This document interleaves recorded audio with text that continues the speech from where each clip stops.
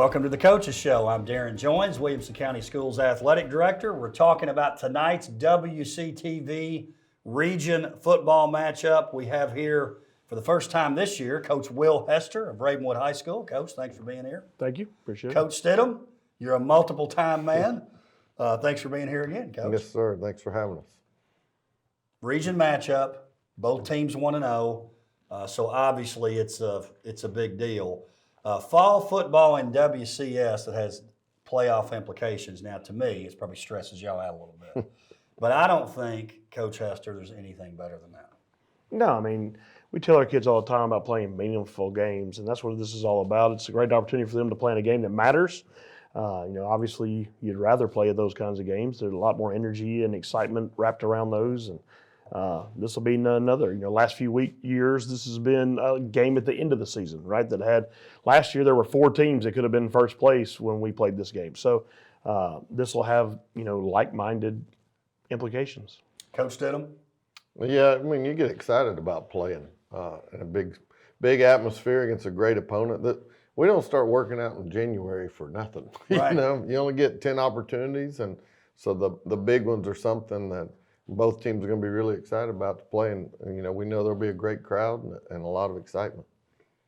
A question for you guys, and I know I talk about this a lot, and you guys may get tired of it, but I'm always interested in this. So, Coach, you coached in Alabama. You coached in another part of the state. You've been some places. Do more games seem like they matter when you're coaching here because of when you don't play region games, it's still sometimes the WCS game, or am I close on that, or is that a stretch? Well, I mean, I don't have any games that aren't region games that are WCS games, so because nobody will play Ravenwood. I mean, that your words, not mine. Did you ask though? Of course. Okay, that's so we're gonna go on the record saying y'all won't play. I said it. All right, go ahead. But so hard for me to say, right? All ours are region games. All matter a lot. So Williamson County football though is as good as it gets. People want to throw out Rutherford County and some other places, and I would put ours right up against theirs when it comes down to the energy and the atmosphere. I think our student bodies do the best. I think our support groups, whether it be band and cheer and dance, I mean, I think it means a lot to all those groups. They all work super hard and they enjoy making that game day atmosphere great. Coach Stidham, let me ask you, I'll ask it in a little different way to you. So here's what I've always thought in football, it's kind of cool that you've only got the 10 guaranteed. So maybe compared to another sport, if you're not doing well, now both of your teams are doing well, that it's a little easier. If I'm coaching a sport that has 30 games, but I've got these 10 events, it might be a little easier to say, hey, we only have these 10. But I think here, it's even easier than that because they get fired up about playing somebody local. Is that accurate? Yeah, the atmosphere is what separates us. Our game day atmosphere when Williamson County, and really for us, it doesn't matter who we play. Our students and band and cheerleaders all show up, but when you're playing another county school, it's not even close. Just the atmosphere and the excitement and buzz around it, and our kids know each other and they've played against each other a long time, so it's a different level of excitement for sure. Game history, obviously you guys hadn't coached in every game. Coach Stidham last year was your first game in this series. Coach Hester, I was looking, this is hard for me to believe. Maybe it's because there was those couple of years that you were the head coach that y'all didn't play. I believe this is the 5th time that you've been in this game, 4-0 in this game. And it was shocking to me when I looked. Oh, Coach, it's only his 5th time coaching against Indy. But those 2 you didn't play. Yeah, I mean, it's only my 6th season in that for this to be a matchup. So, I mean, that's probably about right. I know there was a time, history of the Super 32, whatever that was, the Z plan, 2 years we didn't play. So, yeah. Both won a state title during that time. Yep. And you scrimmaged. Yep. But didn't play for real. 14-3 overall, Ravenwood. Ravenwood 1-0 in the playoffs. Ravenwood 10 in a row. I'm not putting that on you, Coach Stidham. I mean, you're only involved in 1, but that's a pretty good streak. So it'd be big region-wise, Coach Hester, if you guys can make it 11. I mean, there's only 5 region games. So every one puts you a little bit closer to that goal of the playoffs, being seeded, going deep. All these matter in terms of getting you there. Yeah, and I think there's a good opportunity that several of our teams play each other twice this year. You know what I mean? So, just looking at how we match up with Region 5 and those kinds of things. So, yeah, first opportunity to play each other tonight, but may not be the last one of the season. So, Coach Stidham, 0-1 in the series against Coach Hester, but Coach, who is willing to say this because I went back and looked and he said it last year, listen, they can't take back the first game in Nowensville football varsity Yeah, I've made history. sure I met his wife for the first time recently. I made sure I reminded her of that as well. So That's true. That's true. Now, that was a great atmosphere, too. It was. That was Game a day, lot of right? fun. Yeah. Yeah, Quality thanks, sir. game day? Yeah, Dr. Looney parachuted in.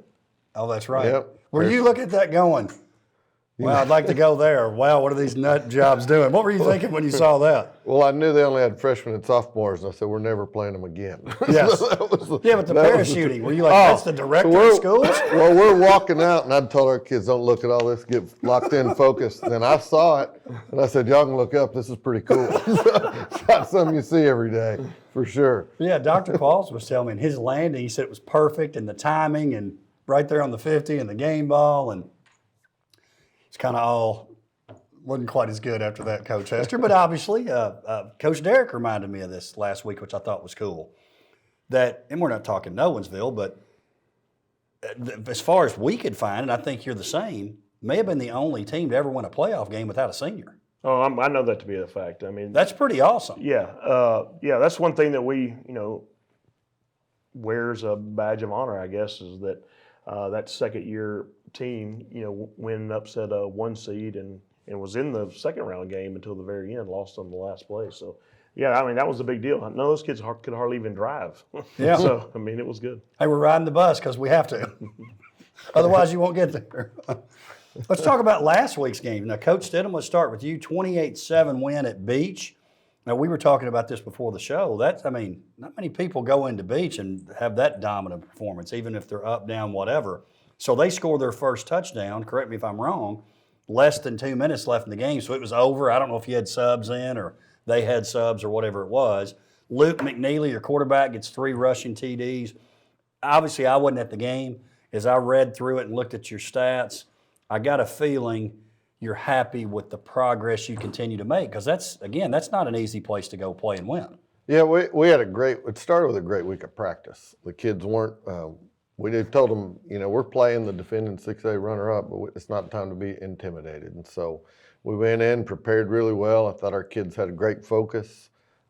It was also their homecoming, and sometimes homecoming is hard for the home team, a lot of distractions. So they're a really good football team, and we got a lot of breaks and allowed them to work for us. They're so physical, but I thought our offensive line made a big jump, and Luke McNeely was really special last Friday. And then defensively, we did a great job of limiting their big plays and made them keep snapping it again and gave us a chance.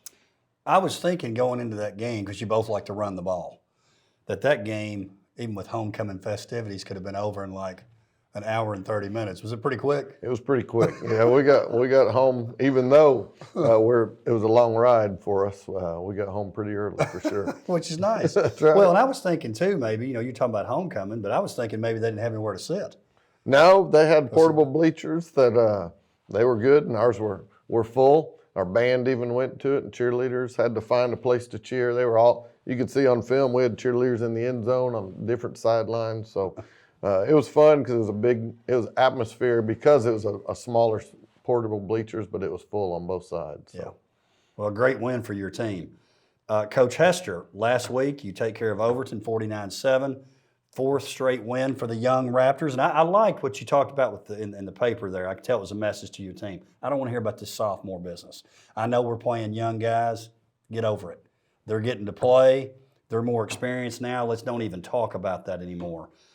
2 fumbles early, trailed 7-0 at the end of the first quarter. Now, these are my words, not yours, but I'd be curious if you agree with this.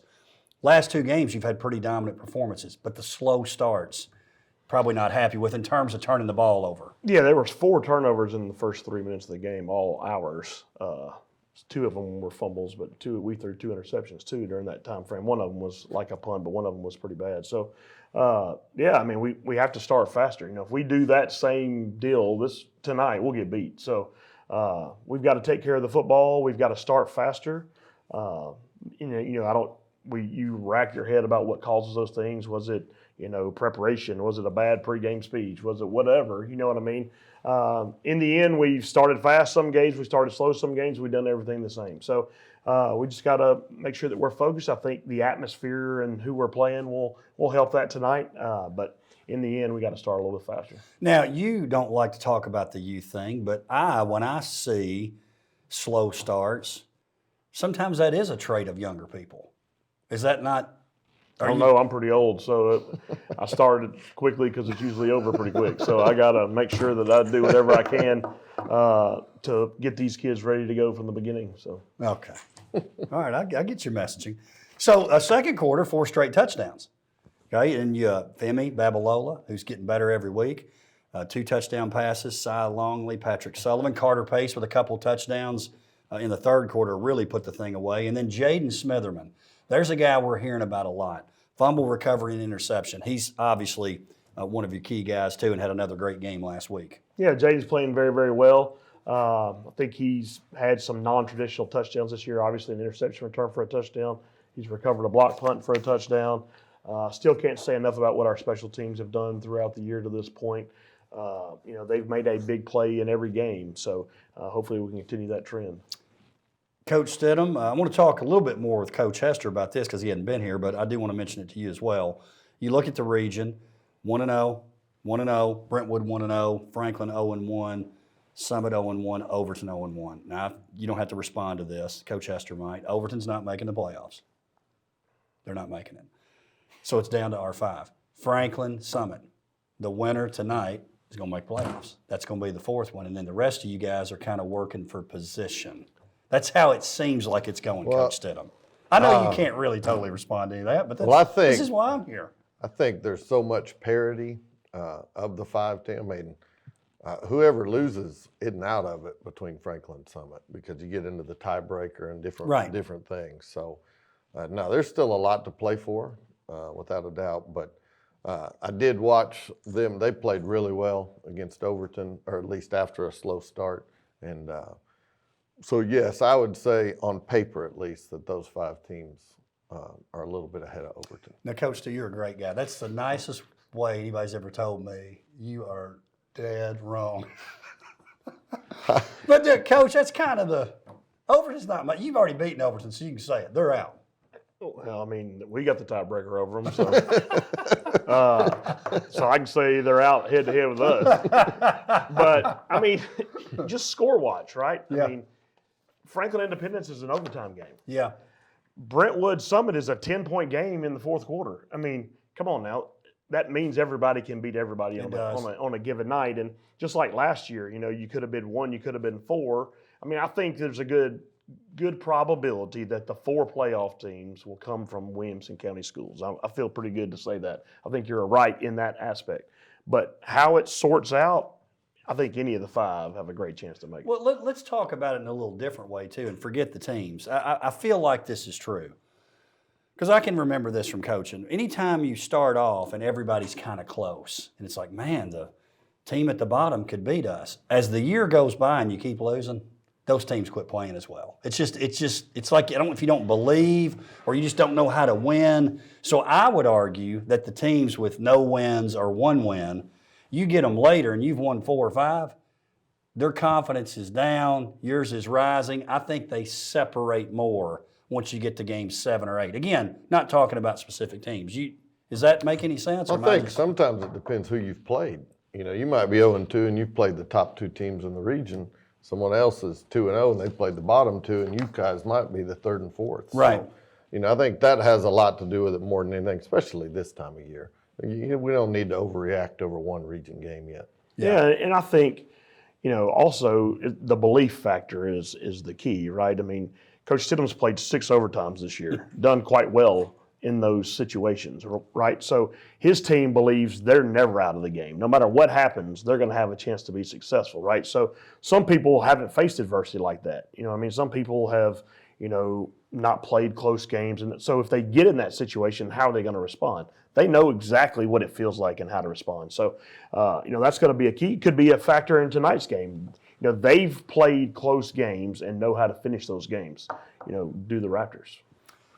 You know, the thing, and with us too, in defense of this whole conversation, you take a Franklin. Let's say they're the team that's out and they win one game. You guys know, and I know, coming from here, that 1 or 2 win team can beat a lot of teams that make the playoffs. That's what's unique about being us, I think. Most places you got 1 or 2 wins, like, why are we even making the playoffs? We want to get this over with. Is that fair to say that? Oh, I think it's a real fine line between the Williamson County teams. You know, I think that any of us can beat anybody on a given night, and it's just all those little things that we as coaches preach. You know, I mean, Franklin, 4th and 1 in the first overtime, we barely score, or they're 1-0. You know, and we're having a different conversation. So it's going to be a battle tonight. You know, I would imagine tonight's going to be close. We're going to have to play well, but if we play well, tonight's going to be a close game, and who can make one more play at the end. We've been fortunate in overtime, 2 of the 3 overtimes, to make one more play. Coach Hester, that fair? You know, talking about the 1 win, it's different when you're here because our 1 and 2 win teams usually are a little higher level than maybe some other places. Yeah, I definitely think, you know, if specifically talking about our teams right now that, you know, don't have great records in our league, you know, the strength of schedule that they've played and the teams that they've played, and then you look at the scores. I mean, you know, Franklin took them to overtime. You know, Nolensville's 5-0, and they, you know, fought them tooth and nail. That FRA team that they played is pretty doggone good. You know what I mean? So sometimes it's difficult for us to schedule games, so the records sometimes get skewed a little bit when you're having to play maybe, you know, people you wouldn't necessarily sign up to play. Well, and that's, you and I've talked about that a lot, Coach Hester. You're scheduling some games because some other people won't play you, but you take a team like Franklin, 1 and 24 over their last 25 games, they got the same problem. There's some people who won't play them. Yeah, I mean, and that's part of being where we are, right? Yeah. You know what I mean? It's easy to complain about, but, you know, you're in Williamson County and people hold you in a different regard. So. Which I love it. I love it in my role. I loved it as a coach. I think it's great. All right, let's talk about your team specifically, offensively. Coach Hester, you look at a guy like Femi Babalola, young guy. We'll just call him Femi. Babalola, I've got it. I had to educate Tate about it. I think he was saying Balboa. Like, no, it's Rocky. We don't want to play him. Babalola. I don't know, he's kind of old now.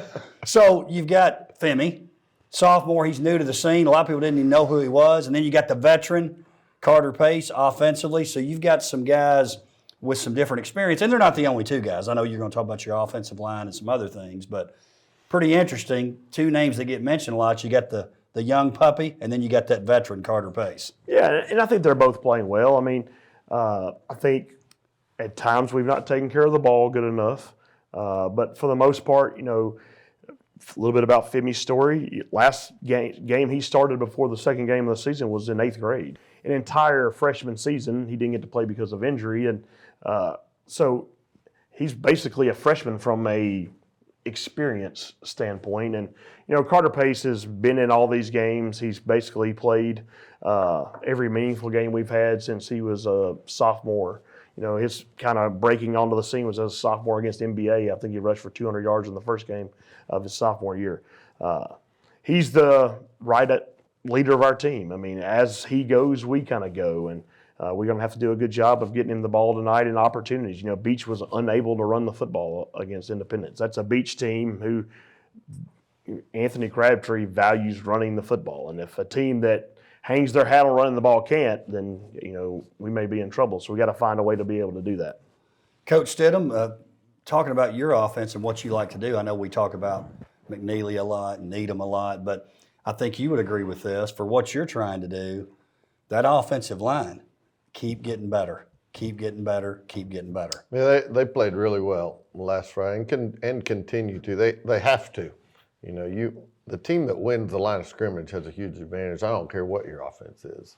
running and passing. Last year, the game was won by the team that won in the trenches on both sides of the ball. So, yeah, I was really proud of those guys. You know, we have a couple seniors, Miles Matheny and Houston Upchurch continues to get better, and then a junior in Trevor Condra, and 2 sophomores in Siler Green and Caden Liebler. So guys we're really proud of, and hopefully they'll continue to get better. Let's talk a little defense. Coach Hester, you've given up 7 points or less in 3 of your 5 games. You got some guys who you got back after the beginning of the year. Seems like your defense is sort of hitting their stride too, at least so far. Yeah, I mean, you know, a lot of that's matchups and schedule and all that kind of stuff. You know, I mean, we're still trying to play a complete football game. You know, we've got to do a good job of getting off the field on 3rd down. You know, Coach Stidham in their group tonight's going to try to stay on time, if you will, you know, getting short yards in 3rd down, taking care of the football, you know, the kind of the marks of a great option offense. And they're doing just like we talked about earlier, they're doing a great job of improving every week. You know, this isn't the offense they ran last year, right? So, you know, maybe January is the first time they even started talking about it, right? So they've done a great job. It's not an easy offense. Having coached in the offense before, it's not an easy offense to just throw out there and be great at, and especially when you have a quarterback who may not have done it all of his life, right? And they're doing a great job. The quarterback is a problem for sure. Coach Stidham, talk about your defense. Obviously, they played really well last week, which we talked about. But even some of those higher scoring games, they've come up with big plays in the clutch too. So regardless how many points have been scored, your guys have made plays when you needed them to defensively at the end of games. Yeah, we had Eli Ballman had a big pass breakup against Franklin to on 4th down to allow us to win that game. But yeah, they're doing a good job. And that was the big thing, is stop giving up big plays. I mean, you can't give up big plays in high school. Keep making them snap it again. And we're playing against some people that can run really well tonight that I don't know how you limit all their big plays. I mean, they got guys that are so fast, they deserve a ticket in our school zone, you know? I mean, they can fly. And so we're gonna have to limit them as best we can. But the kids are flying around and getting to the football, but you also got to stay home for reverse and boot and all those things. So it's going to be a challenge tonight, but really proud of those guys, how they're playing. I'm just curious, too, with your team, and maybe it's not something you'd even disclose or have thought about. What's time of possession look like in your games? Is that? No idea. I don't check. I feel like you might be lying, actually. But I really don't. But that's a big thing, because you want to keep. That's part of being a good defense, right? Keep the other team's offense off the field. Well, I mean, if you're playing sometimes you come off the field because you give up a touchdown on 2 plays. You know, sometimes you can have 80 snaps and they have 20, but they score 45 points in those 20. So no, I honestly don't ever look at time of possession. And you also got to look at the numbers, kind of inside the numbers. You know, you talked about some of those games where people scored. Well, those games were like 14-14 when they ended in regulation. You know what I mean? So just because they get to start at the 10-yard line, they score a few more points in that atmosphere. But I think the defense has played great all season long. You know, I mean, Oakland is an outlier, right? First game of the year, bringing in some new people. But ever since that game, you know, the regulation score has been less than 20 out of most of their opponents. So I think they've been doing a great job on defense all season. And, you know, I think I mentioned it to Scott when we talked over the weekend, is that they're having a great time playing the game. You can pause it. That's how we started our first meeting on Sunday with the kids. We bring our kids in on Sunday to watch film, and I made them watch the first 5 minutes of the defensive group from Independence against Beach. I said, look at these guys. They're flying around. They're having a great time. They're playing with energy. They're playing with intensity. You know, that's the scariest part of that defense, because they believe in whatever's going on, whatever Coach Burks has going on. They believe in that, and you know that's what we got to try to win against tonight. Coach Hester sounds like he's part of the Independent staff right now. They better play hard, because again, you know, we're not very big, we're not incredibly fast, but they do play really hard. And the coaching staff has done a great job preparing them. And you know, Reese Pickering's one of our outside linebackers. He brings enthusiasm, excitement in everything he does. So we're going to have it tonight for sure. Coach Hester, let's talk, again, first time on the show this year. Special teams, obviously something that can make a huge difference in these games, especially when you're closely the games are so close and the teams are so close. Talk about the play of your special teams so far this season. You've been pleased? Yeah, I've been very pleased. I think our return game on kickoffs has done a very good job. It's going to be a little bit different tonight because they run 2 kickers out there and try to play cat and mouse with you a little bit. So we got to figure out how to handle that. But yeah, we've done a good job giving our offense the ball in good field position. We've got 2 that we've returned for touchdowns this year on kickoffs. We've blocked a punt for a touchdown. We've done some good things. Our kick cover's been good. The thing that's most impressive to me, and a lot of people may or may not know, but Chris Rowland is back coaching with us, played with us, but he was a special teamer in the NFL for his time there. And you got David Akers. What they've done is they've created it to be cool to be a special teams guy.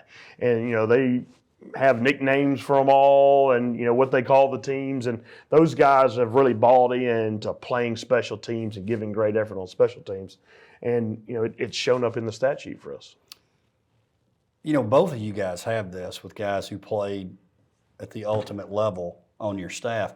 It seems to me that sometimes those guys can't get down to the level of the high school kid, but you both have said your guys have done a great job of that, which I don't think is always easy for a guy that's been a pro.